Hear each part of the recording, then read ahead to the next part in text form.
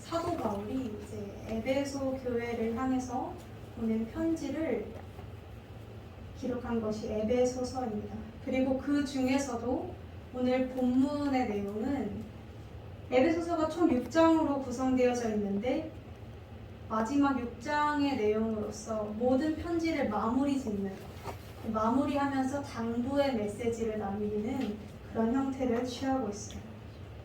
그래서 에베소서 6장 오늘 본문의 말씀은 가장 실천적이기도 하고 가장 핵심적인 말씀이라고도 할 수 있습니다. 그 실천적인 교훈과 핵심 메시지가 어떤 메시지냐 하면 그리스도인이 싸워야 할 영적 전투에 대해서 이야기하고 있습니다. 그런데 사실 우리는 영적 전투에 대해서 그렇게 잘 와닿지 않습니다. 또 이런 마음도 듭니다. 그렇게까지 치열하게 살아야 하나? 내 삶도 충분히 내 현실도 치이고 충분히 치열하게 살아가고 있는데 신앙생활에서까지 교회에서까지 그렇게 치열하게 믿음으로 살아야 하나라는 의문이 들 수도 있을 것입니다. 물론 이 당시 에베소 교인들이라고 해서 생각이 다르지는 않았던 것 같습니다. 에베소 교인들도 충분히 그렇게까지 치열하게 살아야 할까요? 라는 질문에 대해서 많이 고민하고 많이 생각했을 것입니다. 바울은 그러한 에베소 교인들에게 그저 그렇게 신앙생활하는 에베소 교인들에게 영적 전투에 대해서 분명하게 언급하며 그 중요성을 강조하고 있습니다. 바울이 오늘 본문 말씀을 보면 하나님의 전신갑주를 입으라, 하나님의 전신갑주를 취하라 라고 하면서 자신이 말하는 목적을 분명하게 하고 있죠. 그렇다면 우리가 왜 하나님의 전신갑주를 취해야 하는지부터 알아볼 텐데 먼저 그 목적에 대해서 이야기를 나누고자 합니다. 그 이유에 대해서, 그 목적에 대해서는 10절에서 13절까지 분명하게 언급이 되어지고 있습니다.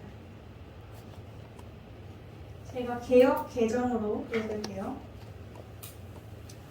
개역 한글에서는 종말로라고 하는데 이제 개역 개정에서는 끝으로 마무리하는 말이죠. 끝으로 너희가 주 안에서와 그 힘의 능력으로 강건하여지고, 첫 번째 목적은 주 안에서 강건하여지기 위함입니다. 이걸 새 언어 성경으로 한 번 더 바꾸면요 이렇게 번역되어집니다. 성도 여러분, 여러분은 주님 안에서 그분의 힘찬 능력으로 굳세게 되십시오 라는 말입니다. 전신갑주를 입는 이유는 무너지지 않기 위해서, 굳세게 되기 위해서, 강건해지기 위해서인데 여기서 중요한 사실은 이 모든 것이 주 안에서 이루어진다는 사실입니다. 많은 성도님들이 이렇게 묻습니다. 예수님을 믿어도 기도를 해도 내 모습이 바뀌지 않습니다. 이런 식으로 이렇게 많은 고민 상담을 하세요. 상황이 몰려오면 또 똑같이 무너지고 같은 자리에서 같은 유혹에 걸려 넘어질 때가 많습니다. 주님을 따라가고 있는 듯 했는데 또 넘어져 있습니다. 나는 계속 실패하는 것 같습니다. 이런 식의 상담을 굉장히 많이 듣게 접하게 되는데, 그러나 성경은 분명히 이야기하고 있는 단 한 가지는 주 안에 거해야 한다는 것입니다. 이게 무슨 말이냐면요, 주님의 품 안에 거할 때 우리는 실패하지 않을 수 있어요. 우리가 주님을 따라가고 노력하고 기도하고 이런 것들이 중요한 것이 아니라 궁극적으로 주 안에 거하는 그 안식의 상태가 될 때 우리는 실패해도 일어설 수 있고 흔들리지 않고 나아갈 수 있는 줄로 믿습니다. 하나님의 품 안에 거하는 사람은 하나님의 사랑을 느껴요. 그래서 보면 우리는 착각하고 있을 때가 있습니다. 나만 하나님을 사랑한다고. 이게 그렇게 생각하지 않는 것 같은데 나만 하나님한테 진심이고 나만 하나님한테 열심이라고 생각할 때가 있어요. 그런데 우리가 기억해야 할 것은 하나님도 나를 사랑하시고 하나님이 나를 품 안에 품어주신다는 사실입니다. 그 사랑 안에 거할 때 우리는 일어설 수 있고 사랑 안에 거할 때 강건하여질 수 있는 줄로 믿습니다. 그리고 두 번째로는 마귀의 관계를 능히 대적하기 위해서라고 합니다. 되게 관계. 이것을 조금 더 우리 표현으로 하면 마귀의 방법, 마귀의 수작 이런 느낌이 될 수 있어요. 온갖 방법들을 이야기합니다. 다시 말해서 바울은 이렇게 이야기하고 있는 거예요. 마귀는 온갖 방법을 사용한다. 온갖 방법들을 동원한다. 그래서 어떻게든 우리를 넘어뜨리려고 한다. 미혹시키려고 한다. 서 있지 못하게 하고 무너뜨리려고 한다. 12절을 보면 조금 더 자세하게 등장하고 있죠. 우리의 씨름은 혈과 육을 상대하는 것이 아니다.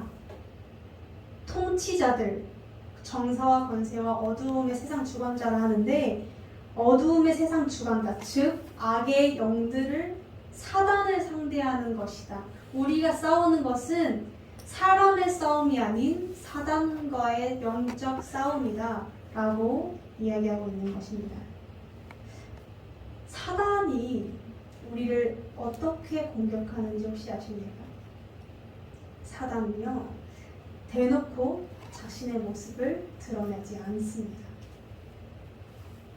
오히려 사단은 어떤 것에 궁극적으로 초점을 맞추고 우리를 공격하냐면요, 우리가 뭐 때문에 싸우는지를 헷갈리게 만들어요.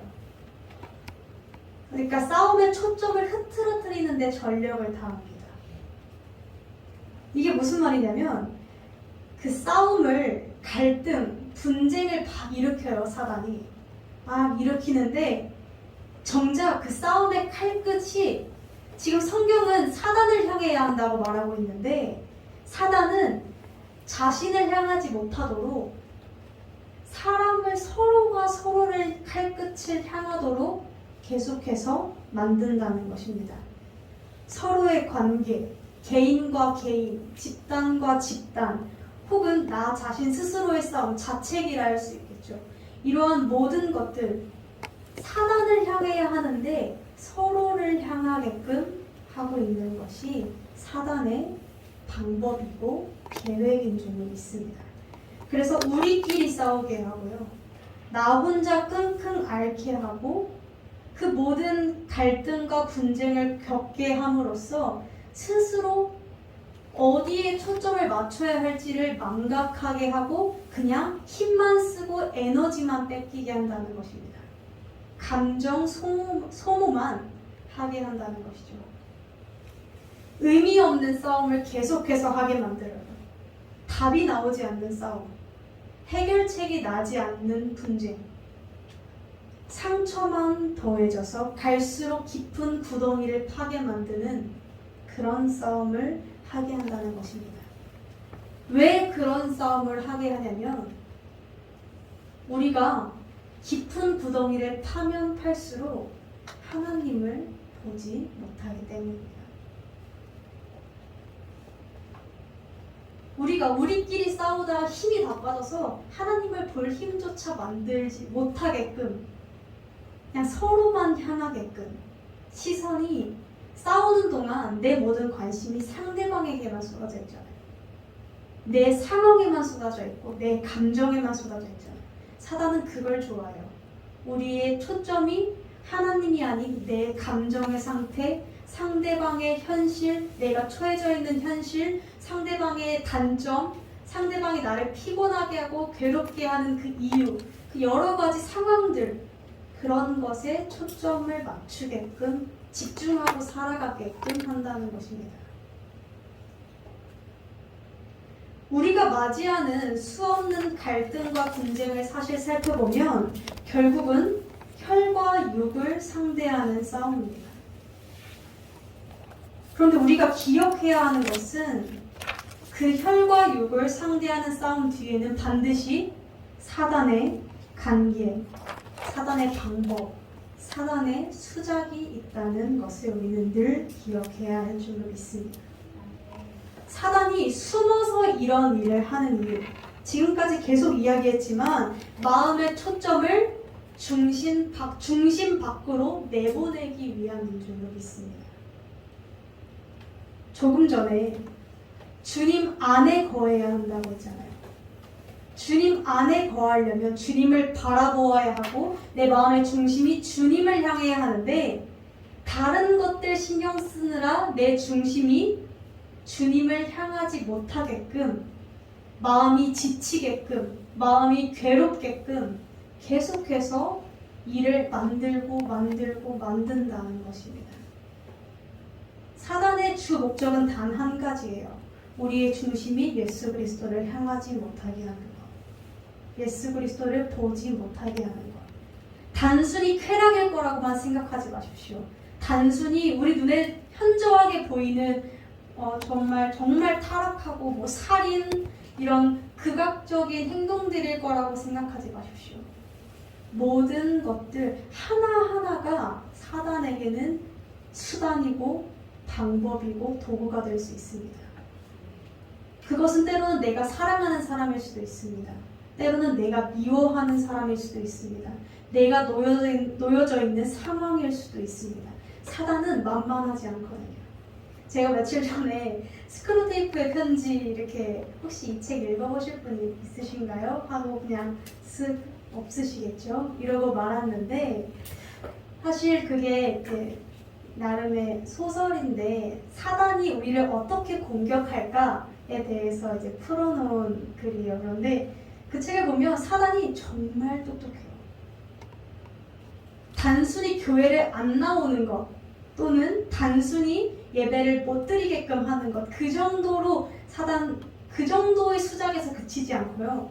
사단은 정말 똑똑해서 정말 영악한 그 존재여서 우리가 생각하지 못하는 그 순간, 하나님을 생각하고 있다고 믿는 그 순간까지도 사단은 계속해서 우리를 유혹하고 미혹하고 중심을 어긋나게끔 만든다는 것입니다. 그래서 우리가 생각해 보아야 하는 것들이, 많은 교회들이 예수 그리스도를 섬기고 있다고 하지만 교회들조차도 중심이 예수 그리스도로 서지 않았을 때가 너무나 많습니다. 말씀으로 서지 않을 때가 너무나 많아요. 이제 그렇게 되면 그 교회의 사역자가 드러나게 된다거나, 그러니까 하나님을 보고 그 교회를 가는 것이 아니라 사역자를 보고 그 교회를 가게 된다거나, 또는 수많은 것들 중에 봉사가 유독 드러나게끔 된다거나, 유난히 은사에 집중하게 된다거나, 이러한 색깔들이 너무 짙어져서 하나님이 아닌 다른 것들에, 사실 그럴듯하잖아요. 은사도 사실은 교회의 그런 것들을 이루는 것 중에 하나, 신앙을 이루는 것들 중에 하나고, 사역자도 이루는 것들 중에 하나고 하기 때문에 비슷해서 우리는 헷갈린다고요. 이 정도면 나는 봉사도 헷갈려요. 잘하고 있는데. 그런데 우린 자세히 봐야 돼요. 우리가 보고 있는 것에 중심에 하나님이 있는가? 내가 하고 있는 봉사에 중심에 하나님이 있는가? 내가 사역자를 섬김에 중심에 하나님이 있는가? 아니면 인간적으로 섬기고 있는가? 또는 내가 받은 은사 가운데 주님의 마음이 거해 있는가? 아니면 그냥 내 마술과 같은 자랑이 되었는가? 우리는 매 순간 이런 것들을 고민하고 끝없이 생각해야 할 줄로 믿습니다. 왜? 사람은 너무 똑똑해서. 사단은 너무 잘 알아요. 우리의 마음이 어떤 부분에서 약해지고 무너지는지 압니다. 예수님과 나와의 관계에 집중하려고 하면 사단은 나의 약점을 걸고 넘어지기 시작합니다. 내 마음의 초점을 예수님 그 중심에서 벗어나게끔 합니다. 우리는 이 모든 것이 사단의 관계임을 기억해야 할 줄로 믿습니다. 자, 그래서 이제 13절에 이러한 것들로부터 능히 대적하기 위해서 분명하고 정확하게 하나님 앞에 서기 위해서 하나님께서 무엇을 주셨죠? 하나님의 전신갑주를 주셨다라는 것입니다. 그런데 왜 하필 바울은 많은 것들로 비교를 해도 좋은데 왜 하필 전신갑주, 갑옷, 무기 이런 것들로 비유를 했을까요? 사실 엄청 큰 이유는 없어요. 대단한 이유는 없고 그냥 그 시대에 그게 가장 잘 와닿는 방법이어서 그랬어요. 왜냐면 이 당시에는 로마가 초강대국이었거든요. 근데 이 로마가 그렇게 정말 다른 나라들을 정복하고 최전성기를 누릴 수 있었던 많은 이유들에게는 뭐 많은 이유들이 있겠지만 그 중심엔 좋은 무기가 있었어요. 그 당시 최첨단 무기. 정말 전투 장비들이 뛰어난 군대가 로마의 군대였어요. 이스라엘 백성들은 그 로마의 지배 아래 있었기 때문에 길거리만 가도 로마 군인들이 이렇게 막 정말 멋진 전투 장비들을 다 갖추고 길거리 다니는 것을 볼 수 있었습니다. 그럴 때마다 떠올렸겠죠. 아, 저 사람네들은 저렇게 장비가 좋으니까 매 순간 싸움에서 승리하는구나. 막 이런 식으로 생각할 수 있었겠죠. 쉽게 접할 수 있는 것들이었기 때문에 이런 전투 장비, 전신 갑주를 통해서 이제 예를 들었던 거예요. 그런데 우리가 하나님의 전신 갑주 6가지가 있어요. 6가지가 있는데 이 모든 것들을 살펴보기 전에 좀 먼저 짚고 넘어가야 할 것이 있습니다. 그것이 뭐냐면요.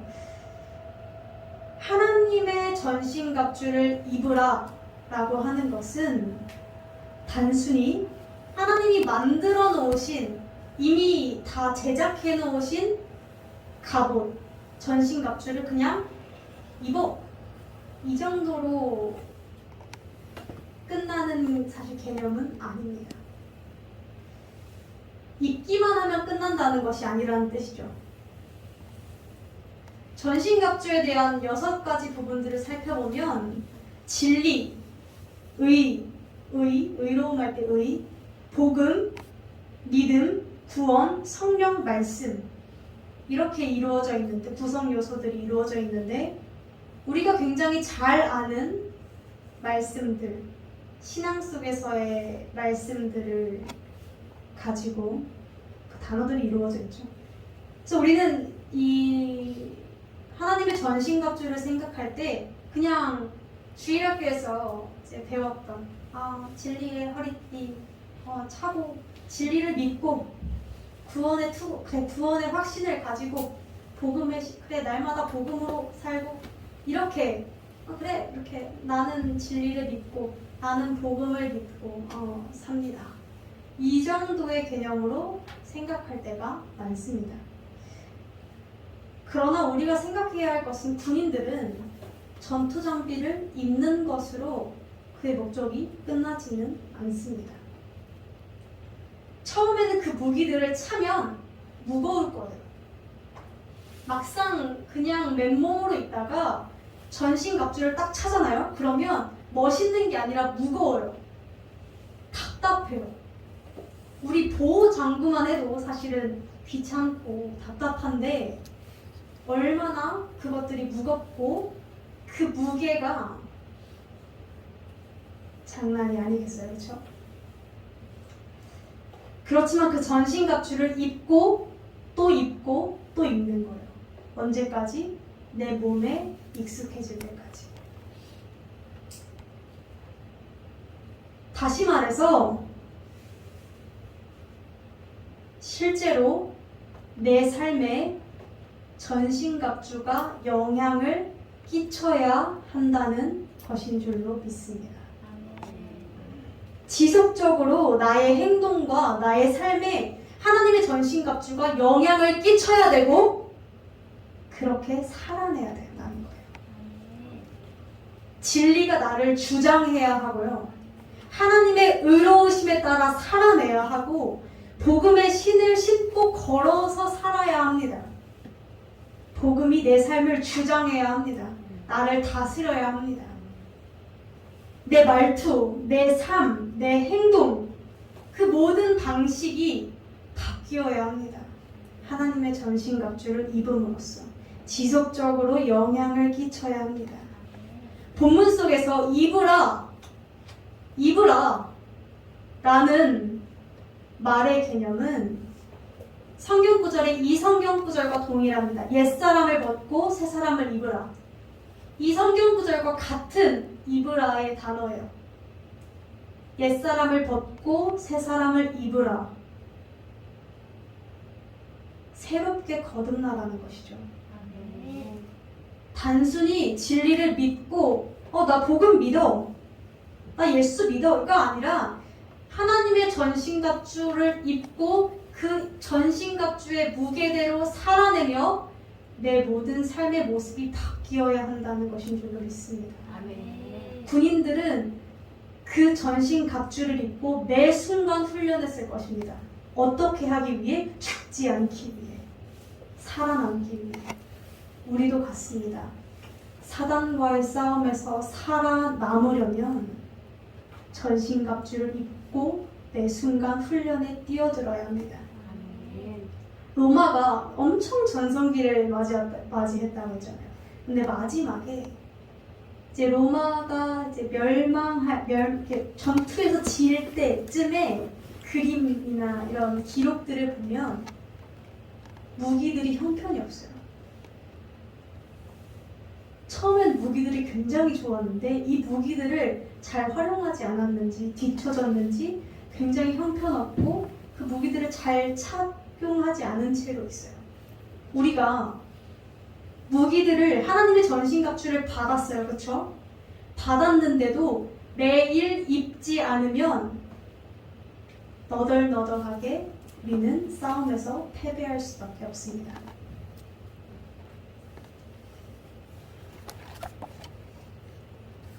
우리가 분명하게 기억하고 넘어가야 할 것은 하나님이 주시는 그 모든 것들, 믿음과 그 모든 진리, 복음과 말씀, 구원, 이 모든 것들을 믿어요.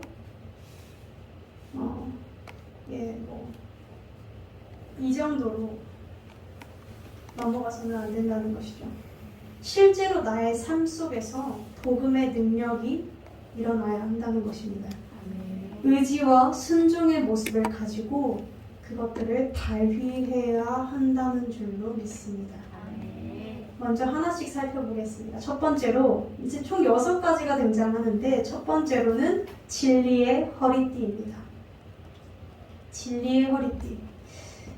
군인의 갑옷 중에서는 이 허리띠가 어떤 역할을 하냐면요, 중심을 잡아주는 역할을 해요.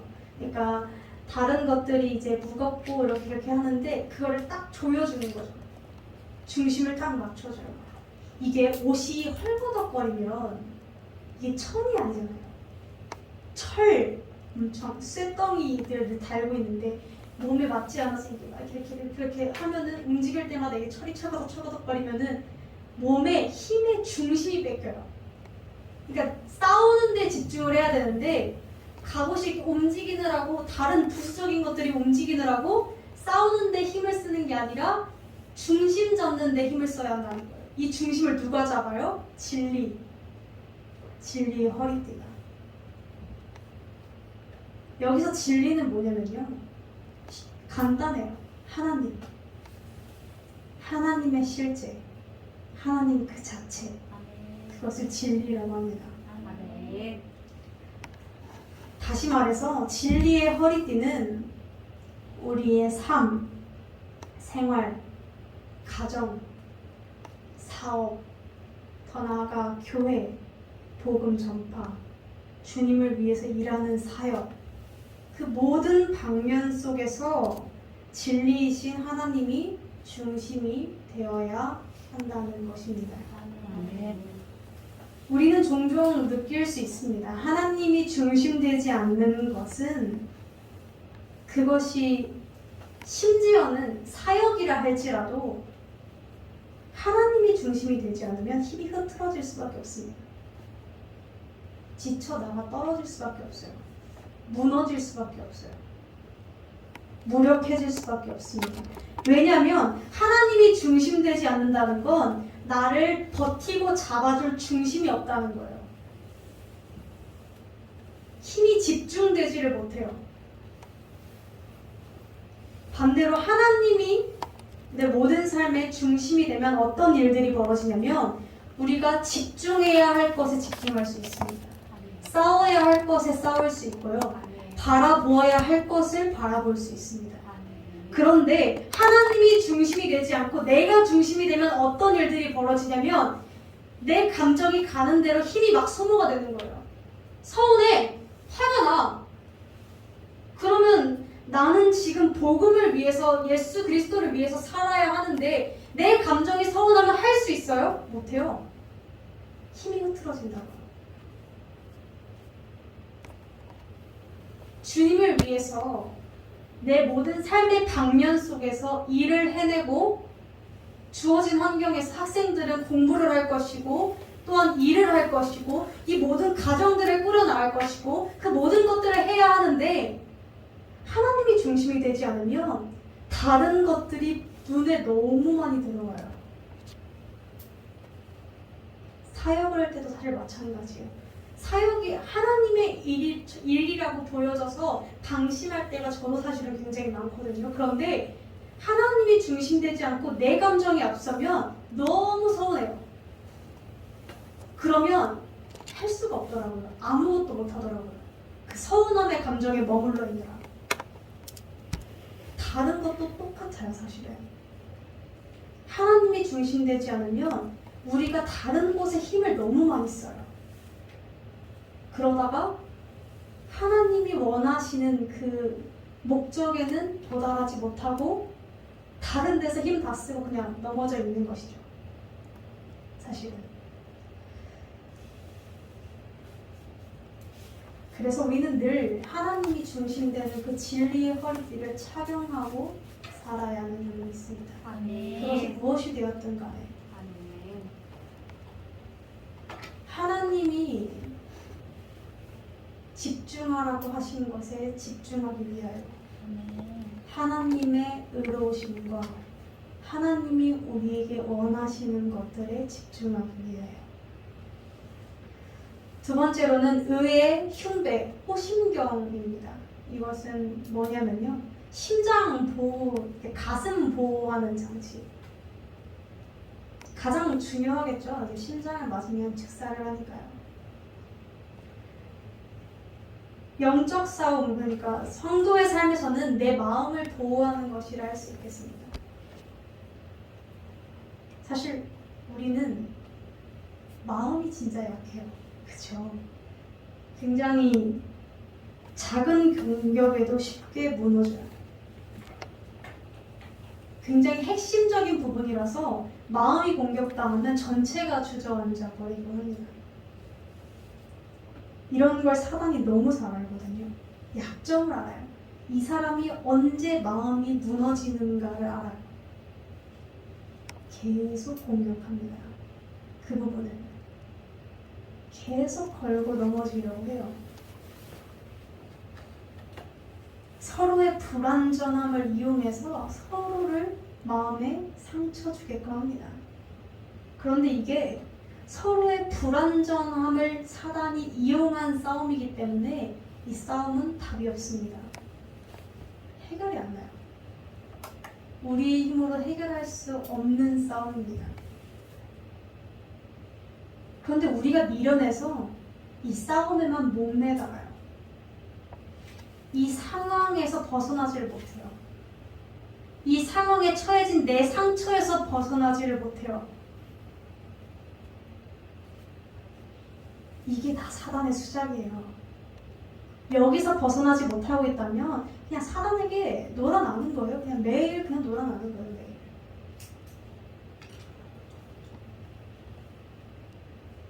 그렇기에 우리는 의의 호심경을, 흉배를 차야 하겠죠. 아멘. 그런데 좀 아이러니한 것이 우리는 이렇게 생각할 수 있지 않겠습니까? 어떻게 의로움이 사단의 마음 공격으로부터 벗어나게끔 하지? 의로움이 뭔가 잘 매치가 안 되지 않습니까? 그런데 여기서는 의로움이 하나님의 공의를 따르는 성도들의 의로운 행실을 의미합니다. 그러니까 올바른 행실, 아멘. 선한 행동을 의미해요. 더 이해가 안 가죠? 마음이 다쳤는데 선한 행동 뭐 어쩌라고 이런 느낌이 되지 않습니까? 사실은 저는 그래요. 그런데 이 의로운 행실이 어디서 시작했는지를 우리는 봐야 돼요.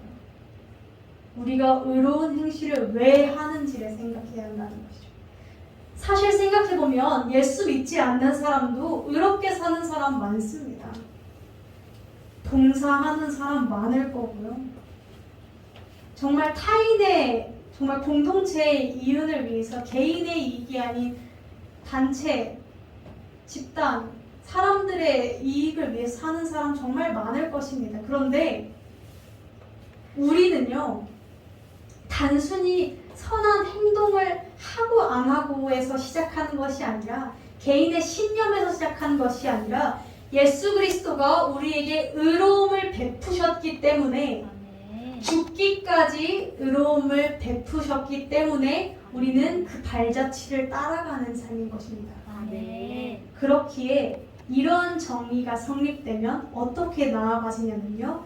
세상이 나를 인정하지 않아도 나는 달려갈 수 있습니다. 왜?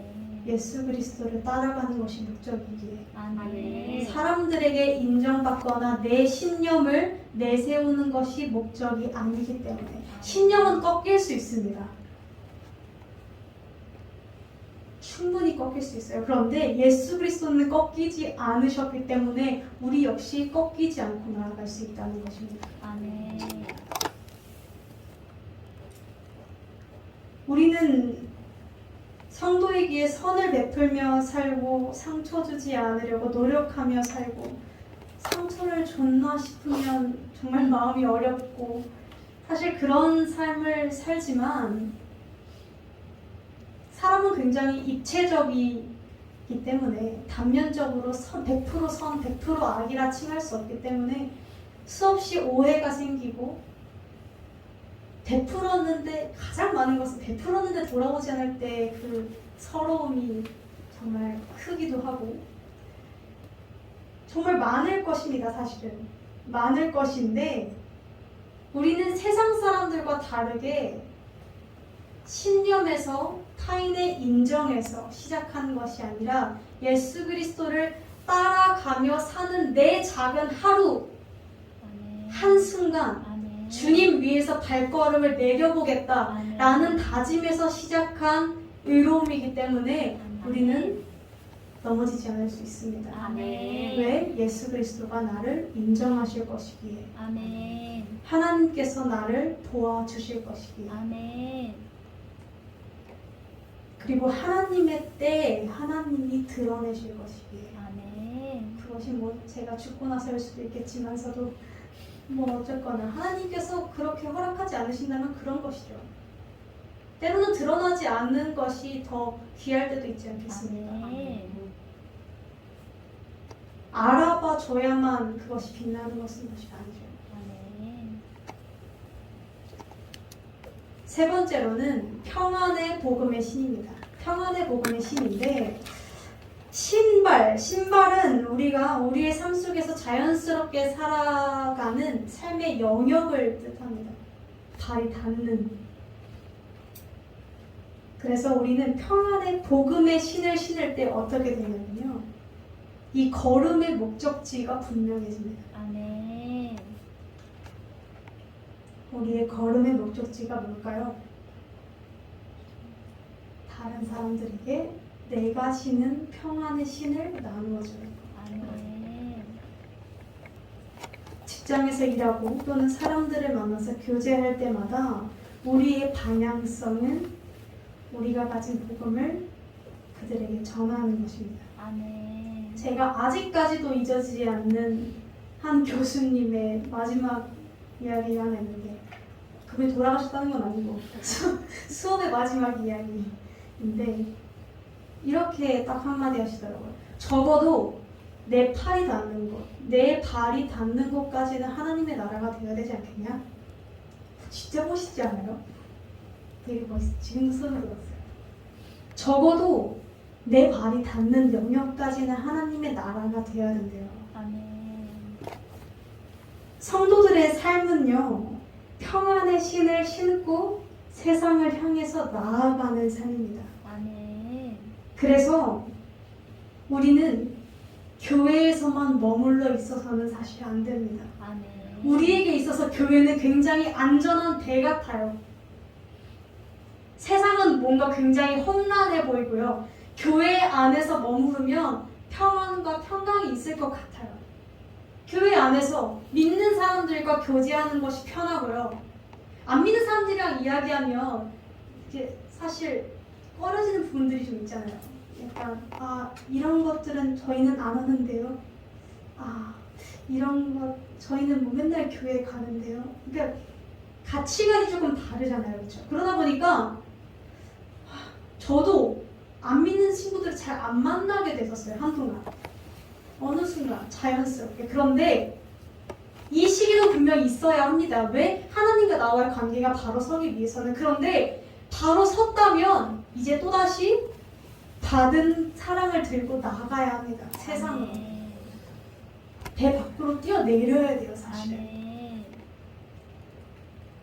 불완전한 세상 속에서 하나님이 주시는 평안을 우리는 소유하고 아멘. 그 소유한 평안을 가지고 세상으로 나아갈 때 비로소 세상의 모든 이들은 하나님을 보게 될 것이며 아멘. 하나님을 만나게 될 줄로 믿습니다. 아멘.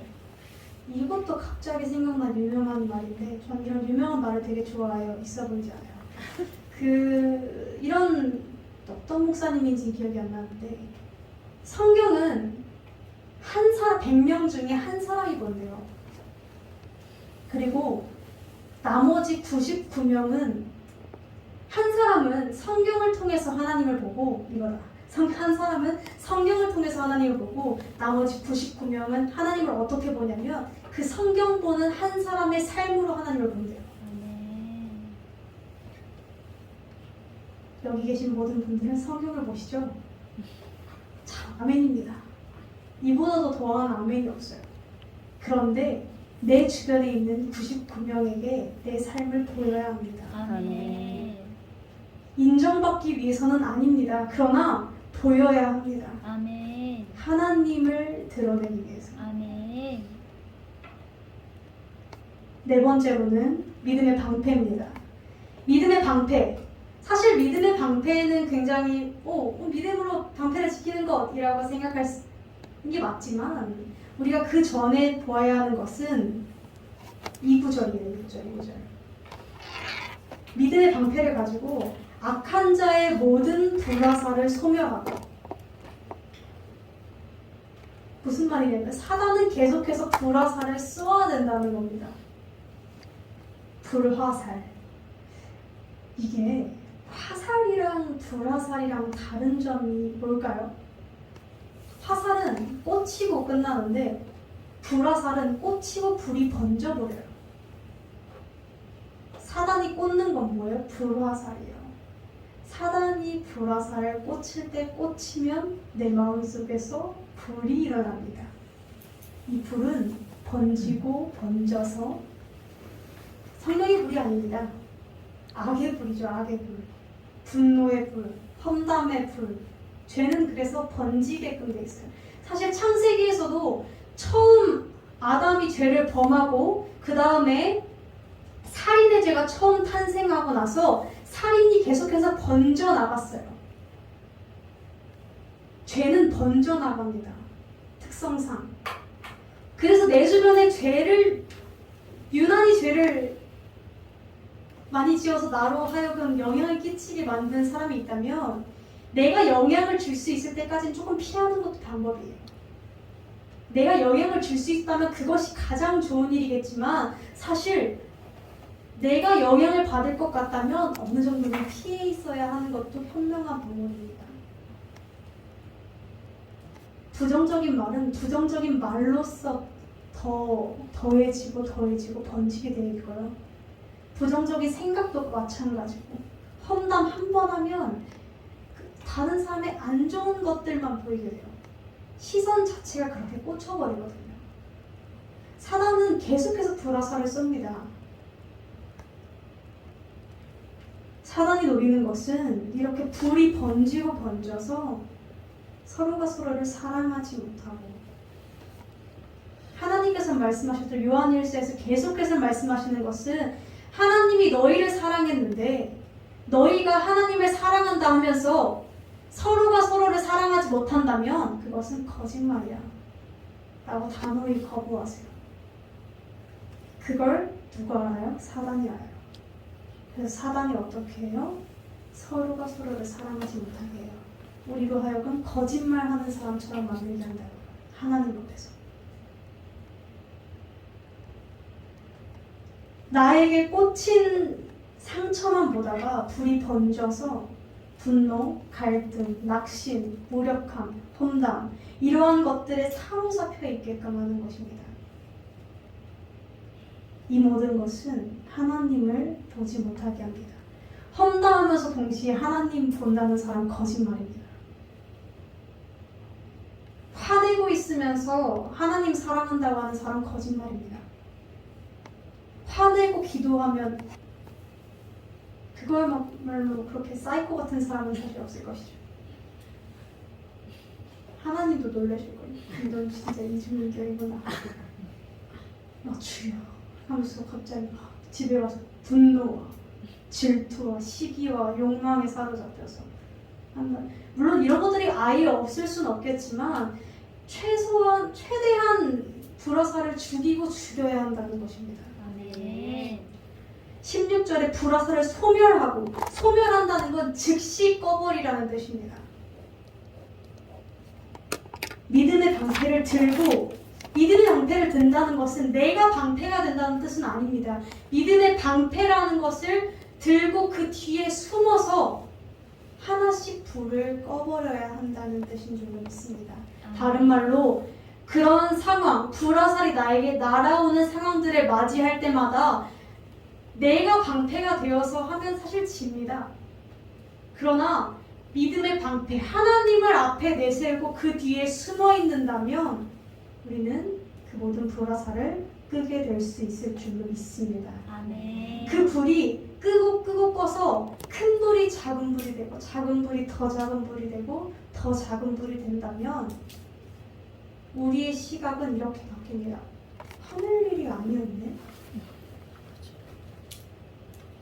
치고받고 할 일이 아니었네. 걱정할 일이 아니네. 이렇게 내 마음의 환경이 정리되는 것을 우리는 알 수 있습니다. 아멘. 그렇게 해야 할 줄로 믿습니다. 아멘. 다섯 번째, 구원의 투구입니다. 투구, 사실 머리 보호도 가장 중요하죠. 머리도 맞으면 한 방에 죽어요. 이 구원의 투구를 어떻게 설명할까 하다가 성경은 성경에서 해석해야 된다고 누가 또 그러기에 성경 속에서 또 다른 말로 구원의 투구를 뭐라고 하는가를 생각해봤어요. 바울은 이렇게 표현해요. 구원의 투구를 다른 말로 소망의 투구라고 표현합니다. 그렇다는 것은 구원과 소망을 같은 선상에 놓고 본다는 것인데, 왜 같은 것을 표현할까요? 구원과 소망. 왜냐면 구원에 대해서 확신이 있는 삶은 하나님 나라를 소망하며 달려나가는 삶이기 때문인 줄로 믿습니다. 아멘. 우리가 착각하는 게 하나 있어요. 구원에 대해서 확신이 있는 사람은 나 구원 안 가. 구원 안 가가 아니라 구원 받았어. 나 지옥 안 가. 확신에 차서. 이것이 사실 구원받은 사람의 모습이라고 하기에는 확신에 찼다가도 아닌가? 하기도 하고, 그렇게 됩니다. 사실 그래서 구원을 받았는가를 고민할 때 내 마음에 정말 나는 정말 확신이 있어. 나는 무조건 지옥 아니고 정말 천국에 오늘 죽어도 가. 물론 이것도 참 좋은 방법이겠지만 바울은 이렇게 표현해요. 구원에 대해서 빌립보서 3장 12절에 이렇게 표현합니다. 내가 이미 얻었다 함도 아니요. 내가 이미 구원을 얻었다 한 것도 아니다. 내가 구원을 온전히 이룬 것도 아니다. 그러나 오직 내가 그리스도 예수께 잡힌 그 구원을 잡으려고 쫓아 달려나간다. 아멘. 계속해서 달려나간다. 나는. 아멘. 그래서 구원에 대해서 확신이 있는 사람은요, 그 삶은요, 하나님이 펼치실 하나님의 나라, 승리하실 그 하나님의 승리에 대해서 기대하고 아멘. 소망하면서 아멘. 세상의 가치를 추구하지 않고 아멘. 하나님 추구 어느 정도는 해야겠죠. 그러니까 이것이 세상의 가치를 추구하지 않는다라는 표현이 아예 산골짜기에서 들어가서 세상과 등지고 살라는 표현이 아닙니다. 그 모든 것들을 수단으로서 여기고 내 궁극적인 목적은 하나님의 나라가 되는 삶, 아멘. 하나님의 나라를 마음에 품고 살아내는 삶인 줄 믿습니다. 아멘. 그래서 바울은 14절에 이렇게 이야기하죠. 표대를 향하여 예수 그리스도 안에서 하나님이 위에서 부르신 부름의 상을 위하여 내가 달려나간다 아멘. 라고 이야기하고 있는 것이죠. 아멘. 계속해서 바라보는 목표가 분명하며 아멘. 아직 도착하지는 않았지만 죽는 날까지 그 목표를 향하여 달려나가는 삶, 아멘. 그 목표가 하나님의 나라가 되는 삶, 아멘. 그것이 구원의 투구를 쓰고 소망의 투구를 쓴 사람인 줄 믿습니다. 아멘. 자, 마지막입니다. 열심히 달려왔는데 마지막, 성령의 검, 곧 하나님의 말씀입니다. 아멘. 사실 지금까지는 나를 보호하는 것들이었겠지만 지금부터는 싸우는 것이죠. 직접적으로. 왜 하나님의 말씀을 직접적으로 싸우는 검으로 표현을 했을까요? 하나님의 말씀은요, 그냥 글자가 아닙니다. 요한복음 1장 1절엔 이렇게 표현돼요. 태초에 말씀이 계시니라. 창세기 1장 1절에 태초에 하나님이 계시니라 아멘. 를 한 번 더 그 문체를 사용함으로써 하나님의 말씀에 대한 중요성을 드러내고 있는 구절입니다. 아멘. 하나님이 세상을 창조하실 때 무에서 아무것도 없음 그 자체에서 유를 창조해 내실 때 아멘. 하나님의 말씀을 사용하셨어요. 말씀. 아멘. 따라서 그 말씀에는 힘이 있다는 것입니다. 능력이 있다는 것입니다. 생동력이 있다는 것입니다. 말씀은 살아 있습니다. 아멘. 그래서 우리는 말씀대로 살아냈을 때 하나님의 역사를 느낄 수 있습니다. 말씀은 그 증거의 역할을 합니다. 아멘. 사단이 상황으로 공격하여 다가올 때 내밀 수 있는 증거라는 것이죠. 그냥 글자가 아니니까요. 하나님의 언약, 마음이 담긴 사랑의 표현, 능력 그 자체이기 때문에 우리는 공격했을 때 싸워 승리할 수 있는 줄로 믿습니다. 아멘. 또 예수 그리스도께서 이미 모든 관계부터 사단의 관계로부터 승리하셨기 때문에 이 모든 것은 이루어질 수 있는 줄로 믿습니다. 아멘. 사랑하는 성도 여러분, 우리가 바라보아야 하는 것은 혈과 육의 싸움이 아닙니다. 아멘. 사람에게 집중하지 마세요. 아멘. 상황에 집중하지도 마세요. 아멘. 그 상황을 통해서 사단이 무엇을 얻어내고자 하는가를 집중하세요. 그 상황을 통해서 내가 어떻게 살아냈을 때 하나님의 영광을 드러낼 수 있는가를 고민하세요. 아멘. 하나님의 전신갑주를 입고 또 입으시기를 원합니다. 아멘. 지속적으로 나의 몸에 맞아질 때까지 입고 뛰고 움직일 수 있을 때까지 아멘. 그 전신갑주가 나를 주장하고 나를 다스릴 수 있도록 아멘. 그래서 사단과의 영적 전투 가운데에서 담대히 승리하게 되는 저와 여러분 되기를 주님의 이름으로 소망합니다.